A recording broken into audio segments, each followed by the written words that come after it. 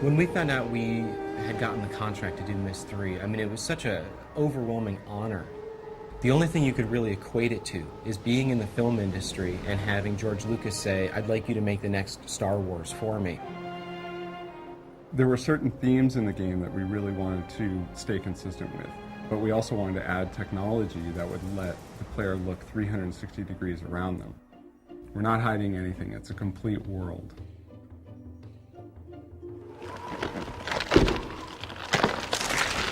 To say that we had a lot to live up to is a horrible understatement.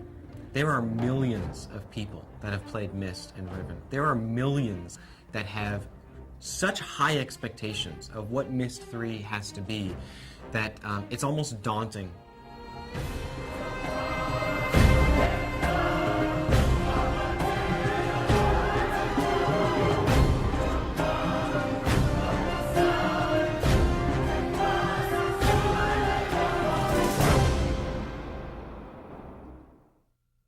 Myst was a remarkable product when it first came out in 1993. A company by the name of Cyan produced the product. It's a phenomenon in the game industry. No game has ever sold that well.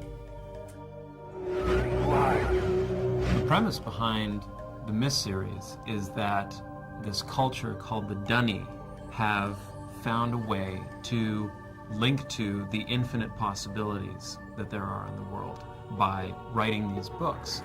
And essentially, the great thing about this from a designer's perspective is that you can let your imagination wander.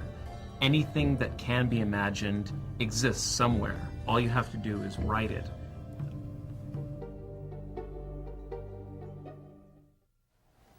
Atris, is that you? Come to rescue your book so soon?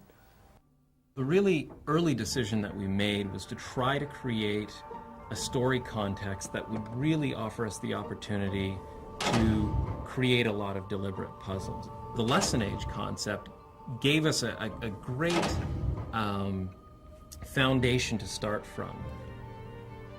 My sons, I promise to teach you the secrets of my ages. This world is the idea behind the lesson age concept began with a question. I was looking at Myst Island from the original game, and I was thinking, why would someone who has the ability to write a link to a world, write a link to a world with such diverse and unusual elements within it? Well, if Atris wanted to educate his sons about certain fundamental concepts, then he would write a linking book in such a way that it would incorporate these diverse elements. And it was really from there that the idea of these teaching ages arose. This what you expected, Atris? When you followed me here, hoping to reclaim Relation? One of the challenges of telling a story in an interactive game is that you can't always control what sequence of events is going to occur in the game.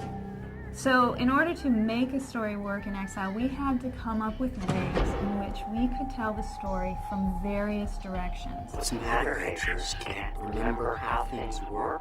You'd get snippets of the story the more you progress through the game. You've returned, but where's Relation?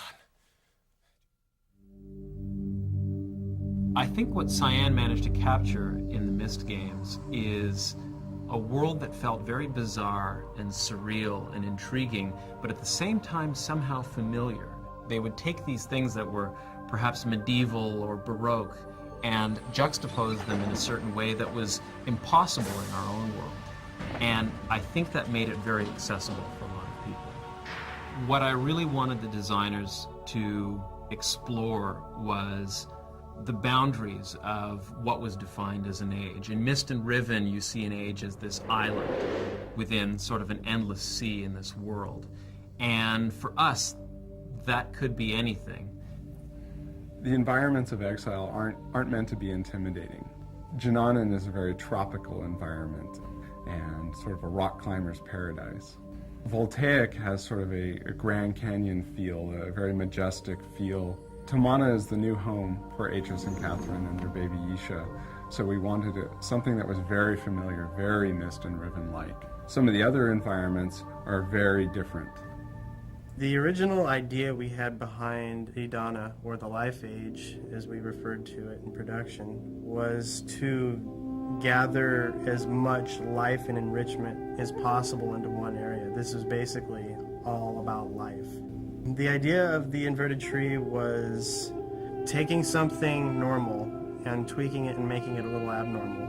Taking the tuft of the tree and turning that into the enclosure or the living space and letting everything else fall into the ocean, and then going for the absolutely radical. Technologically speaking, I mean, we ran into all sorts of issues. I was no longer confined to a flat two-dimensional map. I had to work three-dimensionally. I had to basically come up with another way to model this thing out. Everything was a challenge in this one.